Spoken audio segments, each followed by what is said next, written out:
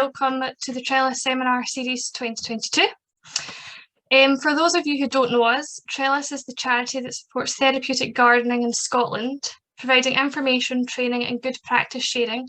We aim to promote the highest quality therapeutic gardening services and enable everyone to get the best out of them. Trellis also encourages gardening groups to share experience, skills and resources through a network of over 480 gardening groups. You can find the links to all information and resources online on the Trellis homepage. So just a quick summary of our session today. There will be about a 50-minute presentation from Ania. This will be followed by the opportunity to ask questions and have a discussion. Please use the chat feature throughout the session to ask questions and we'll voice them to the presenter in the Q&A session. Alternatively, you can use the reaction button at the bottom of your screen. You just need to select raise your hand during the question and answer and we'll invite you to speak. We have enabled the closed caption live audio transcription. So if you like, you could turn on the subtitles. To do this, you just need to click on the CC at the bottom of your screen and tick Enable Live Transcript. If that doesn't appear, you just have to click the three dots where it says More, and the CC should come up there. Near the close of the session, we'll invite you to complete our survey through a link in the chat. So your feedback is important to us, but don't worry if you miss the link in the chat. We will be sending a follow-up email with the survey link in there. So it's a real privilege to introduce our speaker today, Ania Balducci, who's going to be presenting Gardening with the Grand Duchess of Tuscany, a tale of how therapeutic horticulture is beginning to flourish in Italy. Ania is a graduate of the Horticultural Therapy courses in Bologna and Monza and from Thrive here in the UK, as well as the Institute of Horticultural Therapy in Denver in the US. Ania is now a Professor of Horticultural Therapy in Bologna University and has worked as a trainer and therapist in gardening with young adults with learning disabilities since 2019. Ania is a member of the board of the Italian Horticultural Therapy Association. I will now hand you over to Ania, who will start our presentation. So Ania, if I can just invite you to share your screen.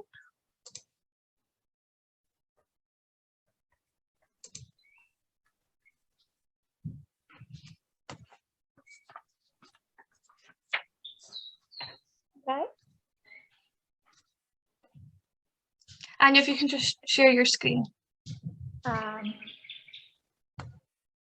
Like what? This? Just for the presentation. That's okay. perfect, Ania, you can see that. Thank you. Nobody is watching me? Just watch the screen. Okay.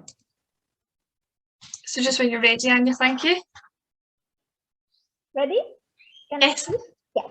Okay. Good evening, everybody. I'm Ania. And first of all, I want to thank Trellis for inviting me to speak here and for having the possibility to meet you all. This afternoon, I'm here to speak about my job, my project that I had in, let me see if it works. Yeah, that is the Metro project. You can see that is the picture of the inauguration day. We see that, well, that's me, some parents and the director of the facility and politics, because it was quite a great situation that in the Italian environment we have not a lot of great opportunity for horticultural therapy, at least at that time. Now it's changing. So this project wanted from the Florence City Council in cooperation with AFAM. AFAM is the Florentine Pharmacy, was designed to welcome young adults with learning disability or yes, maybe The most were just learning disability. Then we had somebody in the autistic spectrum. After leaving the high school, so at 20, around 20, they have no longer possibility to interact with peers and to lead, to carry out meaningful activities. So they really lack a good environment.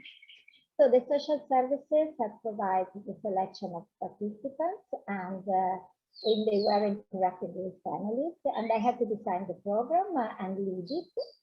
And I had some people helping me in the program, these occupational therapists and educators.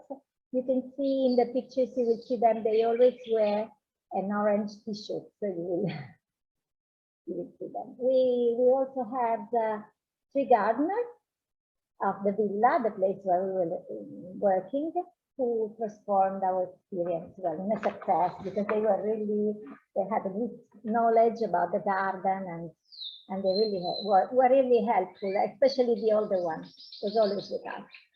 Then, because we had 2 groups of boys and girls, and 2 groups of 8, and then each group had an adult with physical disability or deficit who was in a sheltered job and was helping us like a tutor.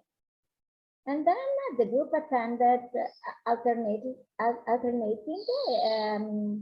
so from 9 to 4 p.m., 7 hours each day. And we had 2 classrooms, one in which we carried out the activities. The other one had some sofa and was a socialize and rest play. And then we had a dining room to share the meals all together, the meals of the canteen.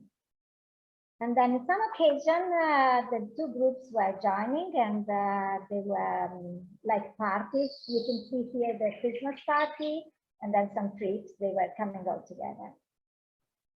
So let me tell you something. I'm sorry, my birds are singing. Let me tell you something about the environment. We were very lucky. The place was really awesome. The project was hosted from a religious congregation of San Giuseppe Cottolengo in the property that is Villa La Granduchessa, a beautiful mansion of the 1400th century that was belonged to famous people, most of all Luigi Bonaparte, that was the King of Holland, the brother of Napoleone Bonaparte, the Emperor of France, and then was belonged to our Grand Duke of Tuscany, Leopold II, and the name comes from the Grand Duchess, the wife. And last century, the property was donated to this religious congregation, and the nuns settled there and rebuilt it, enlarged the building to accommodate disabled people, because the mission of the congregation was to take care of disabled people. And then, so you can see here in the corner a yellow building, that is the primitive villa that we saw in the other picture, and then all that part is a new one, really beautiful place. The big part of the Italian style garden was transformed into an olive grove. The nuns really need money, so selling the oil was a source of income, and they chose to destroy the garden. It's remaining as a beautiful avenue of cypresses and some part of forest. It's a wooded area, very beautiful, with fields, horticulture. And to supply the kitchen, they created a big vegetable garden and an orchard where we were working with the kids. Oh, that is the program. It's me on the picture. You can see me. I am the blonde one. So about the program, if I have to be honest, the only flaw of this program was the lack of information around the therapeutic relevance of horticultural activities from managers, from the donors, the stakeholders. Therefore, they were just expecting that the program would be gardening. So for this reason, nobody asked me for assessment or for documentation. and not the facility or the social services. Nobody was taking care of it. So I did it the same and keep it for myself because I needed to check the effectiveness of my work. But it's a pity because our work is not really only gardening. So I believe that assessments are very important because if you are not able to measure something, you cannot improve it. Anyway, the program in the beginning seemed to be the original idea seems to be a vocational program, but they gave me kids that were not all at the same level. So the different functional levels made me think that was not possible to set vocational goals for all. And after the first individual interview, I realized that their feelings were, well, they felt very discouraged about gardening, the capability of being able to garden, and then they were very anxious about being accepted in the group. So they just wanted to feel good and be happy. That was the main idea. And some of them, not all, but the most were not at ease with their body because, they usually lead a very sedentary lifestyle. And so they needed to stay in the open air. And I set the program on the well-being area. And I decided that they all deserve an open air experience. And we had to spend as much time as possible outdoors. So the group goals I set were to improve the self-esteem and confidence, to enhance physical well-being, and to improve social skills. The objectives to meet the goals were related to the functional level of each participant. And of course, they should address psychophysical needs and encourage relationship and team building. Well, the activities were selected to have a good variety of different features because the group was not homogeneous. Boys and girls had really different desire about what doing in the gardens. And for instance, the boys were very attracted by tractors and that stuff, and the girls wanted to be around flowers. That seems so banal, but it's true. It happens. So we had many hours, and I was so lucky because I was able to alternate indoor and outdoor activities, and then also mixed activity. You would see beginning outdoor or indoor, and then move, and offer them as much as possible activities that were engaging for everybody. So some activities were closed. That means that this can be completed in one session, and other are more long, more complicated, and needs more time to be completed. So these activities help to improve fine and gross motor skills, balance and coordination, stamina, the ability to follow multi-step instructions, problem solving, coping skills, memories, and of course, social competences, because some of them, they were really lacking. I divided my program in indoor and outdoor activities. That is just to have an idea. Indoor activities are very good to be used when the garden is not welcoming. So here we have 4 seasons. It's cold in the winter. It's hot, very hot in the summer. Having a place where working inside is very useful. And indoor environment is less distracting. That could be very important for some of kind of disabilities, and is more easy to organize complex activities. You need the electric. You can see here they were gluing flowers, material flowers on a broom, on a branch. So that needs the glue, and then these flowers are very tiny, so they fly away with the wind. We cannot stay in the garden. We tried, but then about indoor activities, that is, oh, I cannot see the screen. I cannot read. Well, here we are playing. This is a recreational activity. We are playing fruits and vegetable bingo. And I add all the topics to every activity. This is win or lose for fun. It's not so given. They are very competitive, and we should teach them to lose. Then, oh no, sorry. How can I go back? This. Then educational activities, studying elements of botany, for instance, the structure of the flower. And well, the topic here was that what is the meaning of flowers? They have to attract insects. For this reason, are so beautiful. And then the linked activity is applying our knowledge of how it's made a flower to assemble a flower on paper with his stem, petals, and the calyx. So. Then we had indoor activity. Another one is the craft activity. We were drawing pencils. Pencils are fantastic because they are colorful, all different, very nice, easy to draw. So that takes more than one session, and involving manual skills and creativity. And the topic is flowers are all different and all beautiful. So here we can see we dried pencils in the press that we created by ourselves. That's so nice. That is a good job too. And then we laminated and used to make some bookmarks that were very decorative and to decorate this whole tray. That was very interesting, a long job.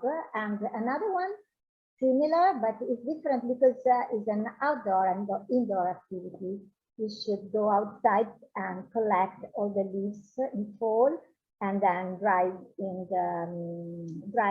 the press and then laminated. You see the, well, and then we made a lot of nice crafts. Then we have cultural activities like you see they were putting some beans and that could be done inside too. It's not necessary to go out. So the topic is worth it to wait because it takes long to see the plants blooming. And then we have done it with daffodils.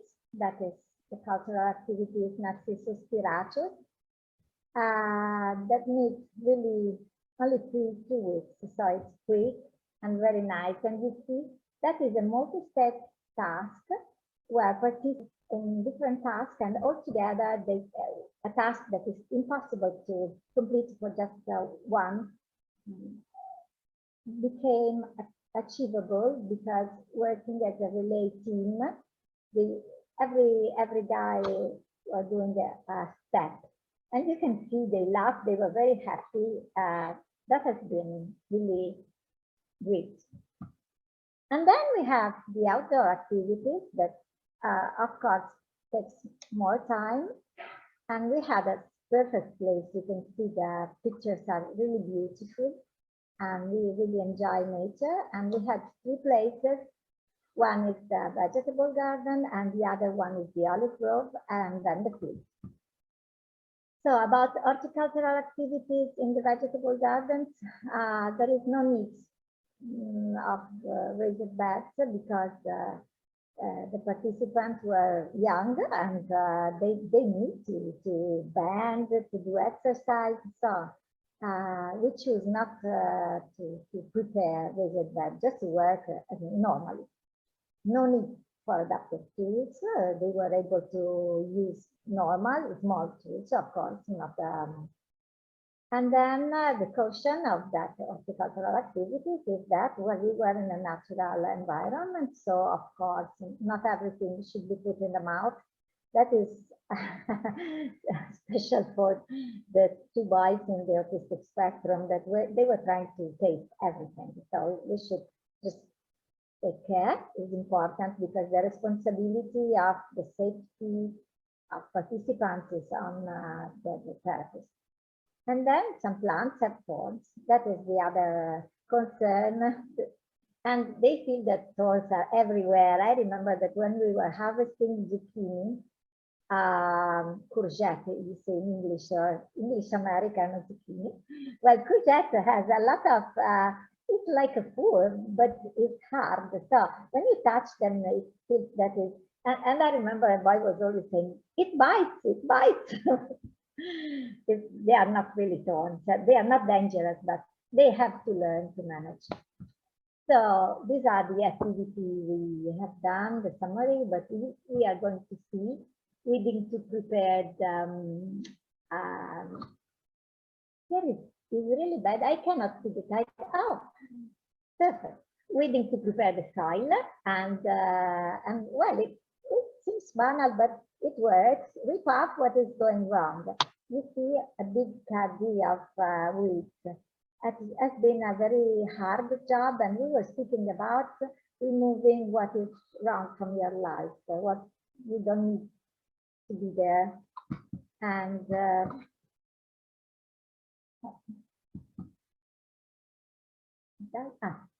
then preparing the seedbed. The topic was work hard and live well, because we were saying that seedbed, the bed should be comfortable. So we were removing, you see, all the stones, and to make the bed soft for sleeping the seeds. And then we were transplanting the salad. The topic is to feel good in a welcoming place. It's been a very hard job, and they were so surprised because all that job for salad that is not good to eat. They were hating salad, and well, but we produced a very, very beautiful salad that time. And then another activity in the vegetable garden is clean out young spinach, because we shown young spinach in another. You see, there is a long wall that is the perimeter of the garden. So we were using it because during the day the wall gets the sun and then warm up. So the position was ideal for the planting because was always very, very warm, also in winter. And because the stones of the wall were absorbing the heat of the sun. So we were cleaning out the spinach that were too crowded. And so every plant in the holes where they did not grow. And the topic is we all need our space to thrive. So we should not stay too close. That is really meaningful. And then, well, that has been a good job, grow some flowers, because some flowers are very easy to grow, very beautiful, and incredibly rewarding. And we bought some parrot food in the grocery, and then we used it. You can see the small plants. They really did not believe that they could grow. And that was the topic. The food is alive. We have done it also with potatoes, onions, things that we buy, and we show them that vegetables are alive. So you can grow vegetables, you eat living things. And that's a beautiful picture. They were really taking care of these plants. And then we harvested, you see the seeds. So from one seed, we produced many seeds. That's what we tried to count the seeds. Well, we have our limits. And then the courgette. The courgette is, we probably exceeded, we planted too much courgette. And because we were sharing the vegetables after harvesting, and some mother said, please, teacher, stop courgette, because I was giving them the courgette to take home, and they were overwhelmed. But it has been a very nice exercise, because you know, courgette has male and female flowers. And in Italy, we have the tradition to eat the male flowers we use for pasta, or we fry them. So we harvest male flower, but we have to learn how to share male from female flowers, because female flowers have to be left there to produce courgette. Otherwise, well, it's a disaster.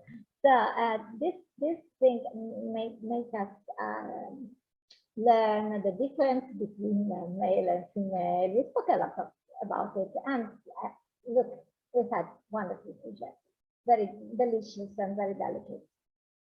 And then that is a linked activity, not about courgette, but about tomatoes, that I cannot put all the pictures of everything, but at the end of the summer, when we prepare the garden for the winter, we remove all the tomato plants, also because the next year we have to put them somewhere else.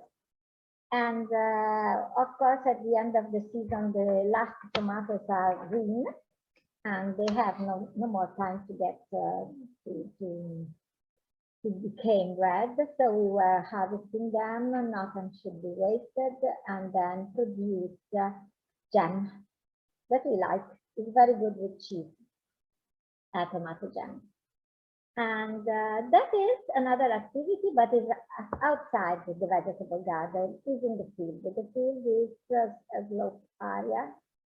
And so it's not so easy to walk in the field because it's, of course, it's bigger. So there is the idea of open air space that is not so comfortable for everyone. But anyway, they were already used to work in the vegetable garden. So when we moved to the field, they were good. They behaved in a good way. They were planting onions in these pictures, and then we see settle the soil around the onions, and then they prepare the watering system, because in the field we cannot water with by hand. Personally, we need the watering system. And then we are at summer activities. These are very typical Italian activities. We had apricots, because the nuns, they made this orchard of incredibly good quality of apricots. And then we harvested Hypericum perforatum. That is a weed that grows in the fields. And we spoke about the summer and winter a lot, what we can do in summer, what we can do in winter, and the changements of the time of the seasons, and changements are good. So this is harvesting apricots. You see, it's a good job, it's a team activity. We were putting all the canvas under the apricot trees, and then harvesting them with a long stick with a hook, and then collecting all the apricots falling on the canvases. And you see, we had a lot of apricots, maybe worse than zucchini, because they produce all together in 1 week, and the problem was not to eat all, because apricots are dangerous. And we had a very important activity of sorting the apricots, because we have to check the color, that is, the green one should be left to the animals in the field, and then to check the size. You see, we have 3 sizes here on the table, and 3 boxes of size, and it's not so given. Some of the kids were very in difficulty to check the size and also to check the color. That is cognitive activity. And then that is a traditional thing we do, is harvesting Hypericum perforatum, because we produce San Giambattista oil that is very good for sunburns. And I remember my grandmother had a bottle of San Giambattista oil in the kitchen, because when you cook, you can touch something burning and you need some. And we were harvesting the first step was recognizing the plants, then harvesting, and then we were separating the flowers and put in olive oil. It should stay 1 month until the oil is red, and then it's done. We filter it. It's very, very important in our tradition. They have to know the tradition of our country and the value of all the wisdom. And then we have winter. We say that winter is the biggest season because the nature is sleeping, but we are working. So we have a big project of the 2 groups together of the chili peppers, and then the harvesting of olives, that is traditional here too, because in Tuscany we produce very good oil. That project of chili pepper has been very, very long. Now you see just the end, because we planted chili peppers and then we harvested. You see everybody with gloves, because they could not be touched. It's very, very dangerous then to touch the face. It's really burning. I did it once and I can tell you that it's really dangerous. You have to wash and wash, and you see burning for hours. Well, at this project, we had to prepare 120 packs of peppers all dried, and was really taking a long time.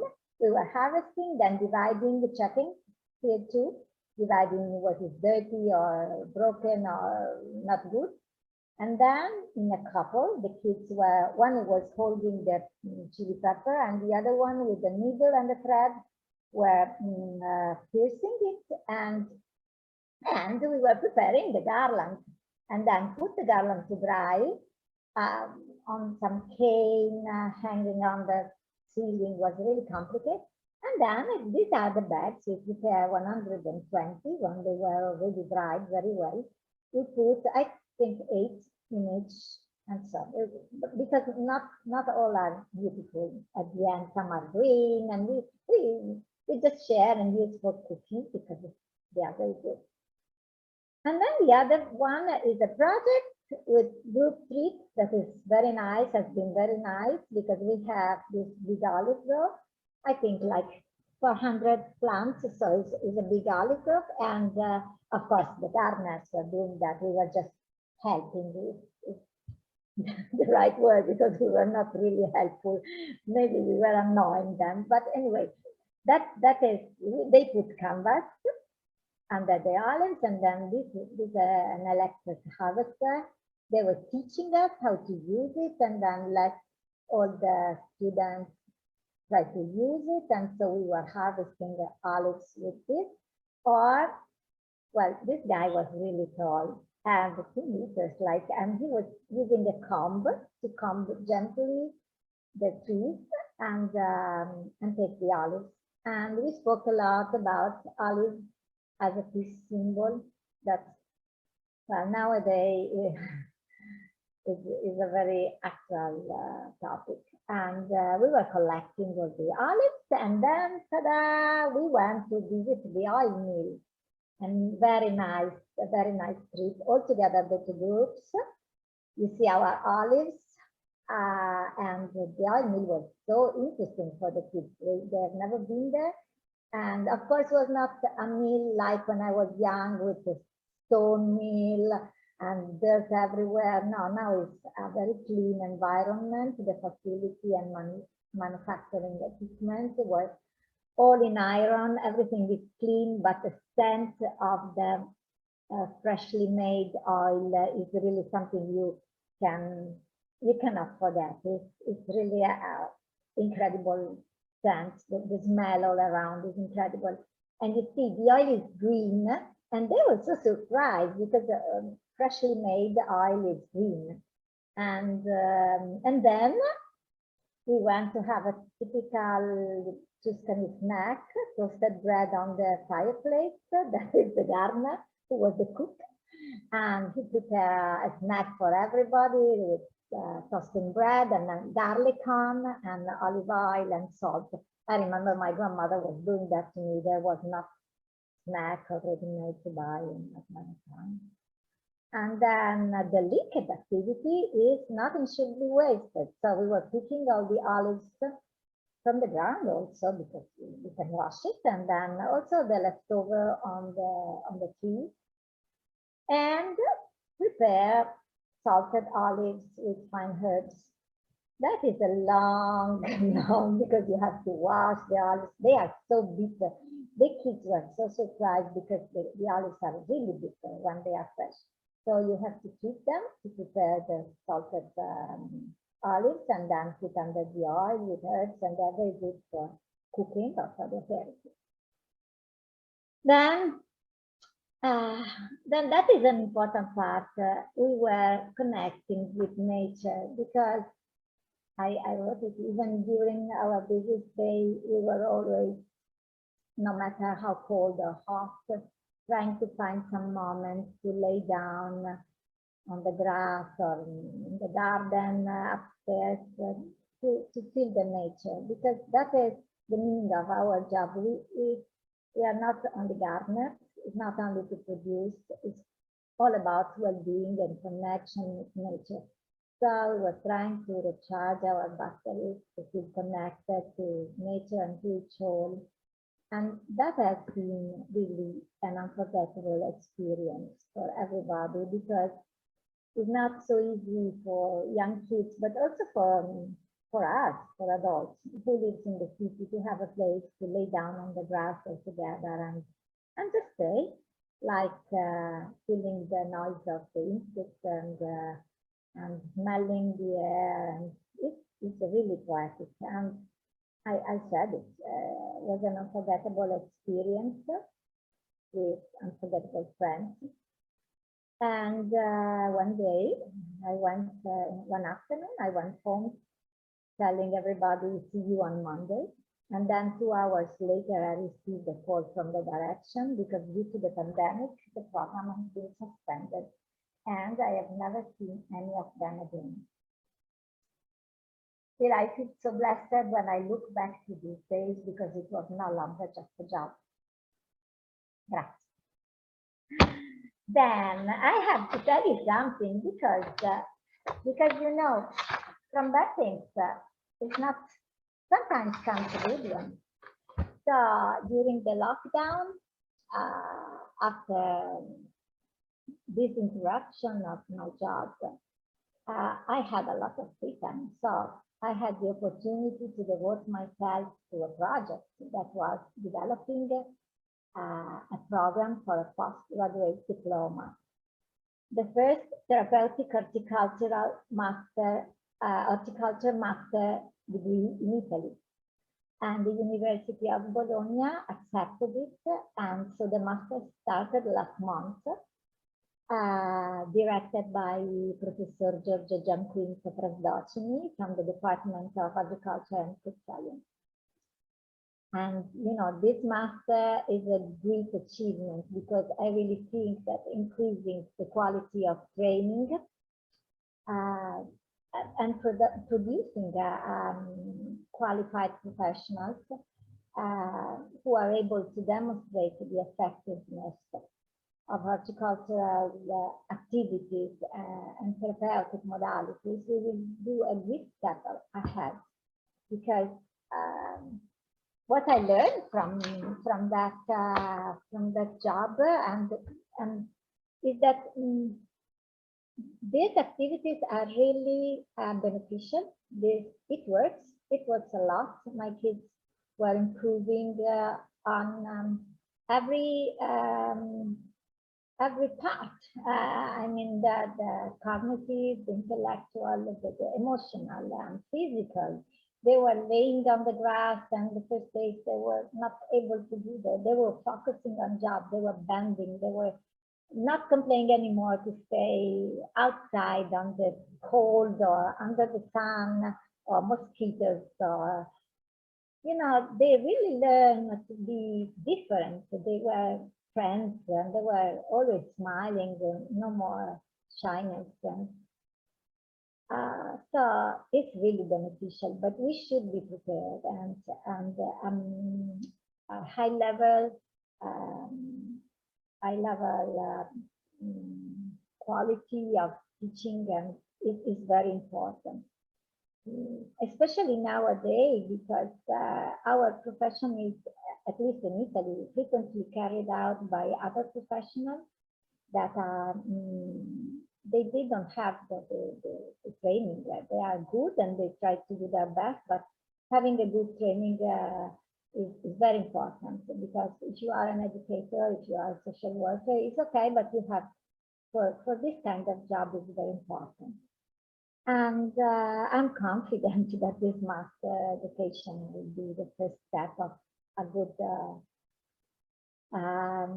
a a good path in dealing with people-plant relation, not only for those who need to be helped, but also for those who, not only for disabled or people that need to have and a real help. They belong to some categories in difficulties. They are fragile, but also for normal people, because the connection with nature increases well-being for everybody. Thank you.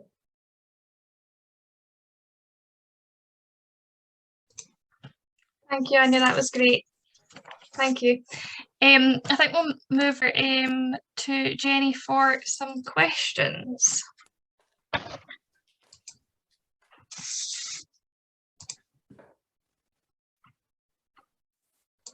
Oh, Jenny, I think you're on mute. Here we go. I can speak now. Thank you, Ania. That was very, very informative, and lots and lots of different activities and interest there. It was such an insight to see what the group did. Fantastic. We have a few questions, and the first one was about how you got the group together. Were they referred to you from health professionals or school, or how did it work, your students? As I said in the beginning, the social workers were collecting guides, but I think that the most were coming from the school, because they had special programs for learning disability kids, and then when they go out from school, they have to tell to the social workers about them, the level of what they have done, and so they were using, I think, mostly that channel. Right, so it was via social work. Okay. Yeah, but it's not mine. I was forbidden to have personal connection with them or the families. For that reason, I love them all, because it's something that I really don't like, but we work like this. Here is like this. Sure. Okay. So it was really interesting to hear that your students weren't very physically fit to begin with. So how did they take to doing the physical work? Were they enthusiastic or not? Oh, not at all.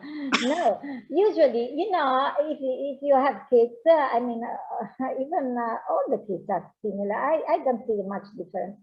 When you ask them to wear something, and they begin slowly, and where are my socks, and you say, okay, I will do that for you. We will more quick.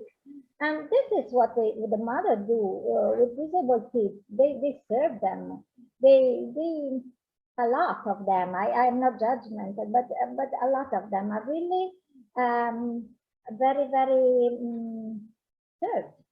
So they stay sitting, they watch TV, eating cookies on the sofa all the time, and they treat them. The mother were very anxious about their activity, because they stay under the sun. He's 20. He's a normal body. He should stay under the sun. We are Italian. We have a lot of melanin. He will tan. I mean, my sons are the same age. They stay under the sun. Why not him? But it's a mindset. So they were not at all happy to work.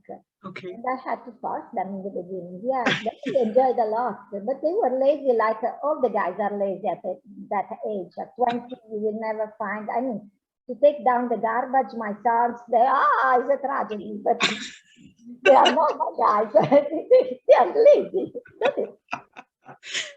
Oh, well, that's reassuring to know. No, it is not.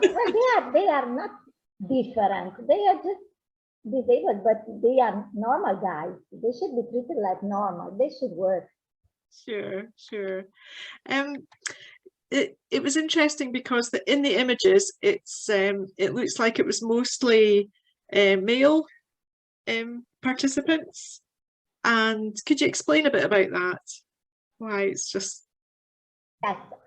So there is a bias about, I think, it's my opinion.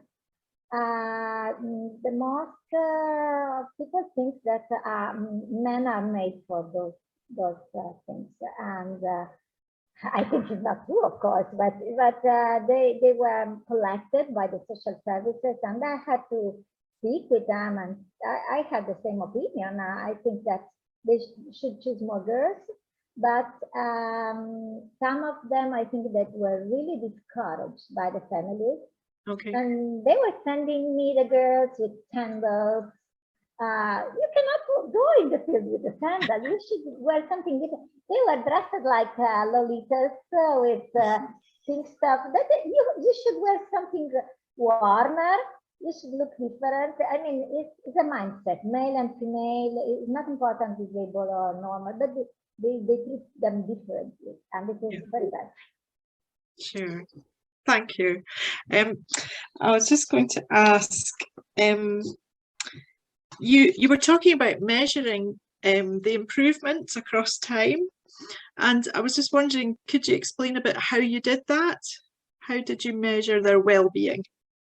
Well, the well-being, we were assessing the well-being with interview. I had some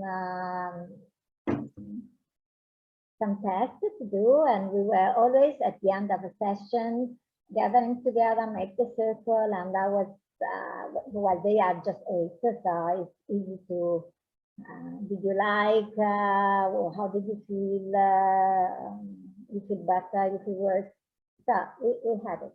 And about the tasks, I had some, sorry, the word in English, help me. Well, sorry. That's okay. That's okay. I was writing that task in this time. How many cues? How many minutes you need to complete the task? Okay. How many times stop to distract, things like this. And I was preparing a model. Yep. And we were doing some. Of course, you have 7 hours a day. You cannot do that all the time. But we were doing, for instance, recognizing of plants with. And so we began just taking pictures, and then printing the pictures, and then I was showing them, and then we were going in the garden to see, to look for these plants and see if they were able to recognize. And then I was writing how many times they were doing right, or they were failing in the recognizing, and they were really improving. I mean, after 6 months, they were able, then they knew all the Latin names. It was incredible, because I began with Latin names because it seems to me that they were saying, oh, my grandmother used that name, my grandmother called that, I used that, and so it's very confusing. So I said, they have a very real name, so we will use them. And they were knowing 20 Latin names. Sometimes they were better than me in recognizing, and they were. It became something like a game. Yes. Yes. Absolutely. Okay. The sponsors of your project, are they going to continue to fund it? Are you going to be able to do more? Yes, the project was for 3 years, and we have done half. And he told me several. I called them twice or 3 times to ask, but you know, there was the COVID, and because of the facility had a lot of elderly people, very, very fragile, disabled. They were like locked inside. And there is a law here, we cannot use even the garden. So if they want to, even though now I have the university and the master, and I'm very, very busy. I told in the beginning, I've never been able to do that master. Because when I was coming back from work at 6 in the afternoon, I was really tired. Sometimes I went to bed without having to do it. Because the canteen of the nuns is very good with all vegetables, the kitchen with a good cook. So I was eating a lot of lunch, and sometimes I went home and I went to bed, just a shower. So I don't know. We should speak. I really would like to meet them again. It was very enriching, rewarding experience for me. Good. And so was the program designed so that were the students to attend for 1 year or for as long as they were improving? That is a good question, because the program was changing in itinere, because in the beginning they told me you have to teach them, it is a vocational. Then they sent me kids that they were not really able to learn. It's a fantasy to think that everybody could learn. It's not like this. I mean, we should do the best for everybody, but it's not possible. So the good thing is that in a mixed group, you can see the improvement of those who are a lower level, because they were pulled from the others. So I really was super surprised to see some people in a very low functional level doing a great improvement, because they were together with better guys. And but still, you know, they were playing and I was working. I don't know what they did not tell me. We stopped it all at once like this. So I was trying to train one girl. One of those girls you said in the picture, she was very good and she wanted to work in a flower shop. I don't know why, but she has this in mind. So I was trying to train her, and I think that she could be able. She was very, very interested. Yeah. So, but you know. Yeah, I don't know. Fiona, you would like to ask a question? Yes, please. Thank you, Ania. That was incredible. I really loved seeing the story of the project you were involved in, and also hearing about the master's development, which is very exciting, because we're trying to do some similar work here in the way of developing a course for practitioners, and then one day a master's too, potentially, for those who are really dedicated and keen. What would be, now your master's at Bologna University is a reality, well, it's just beginning to be, what would be your dream for horticulture therapy in Italy, say in 5 years' time, if money was no problem? What would you like to see happening there?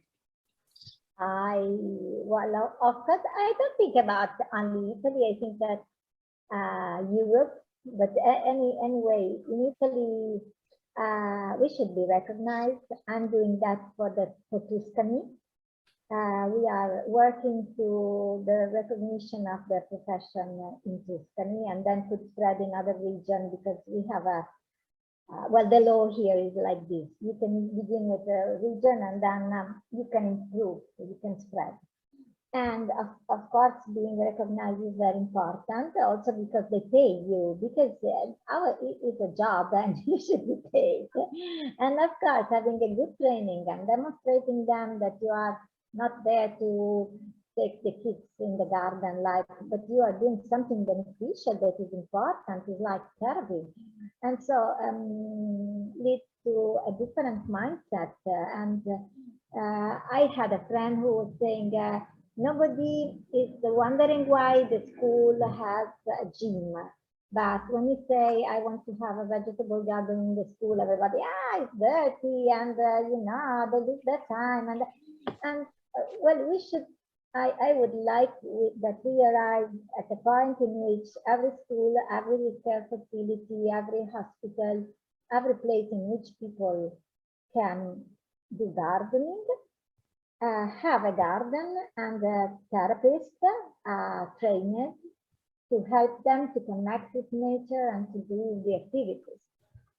That is my dream. That's very similar to our aspiration here. That's really good to hear. Thank you. Thank you. I'll hand you back to Lorna. I think that's all our questions. Great, thank you. Jenny. If you do have any unanswered questions, there will be the opportunity to add them to the survey that we'll be sending out and putting in the chat.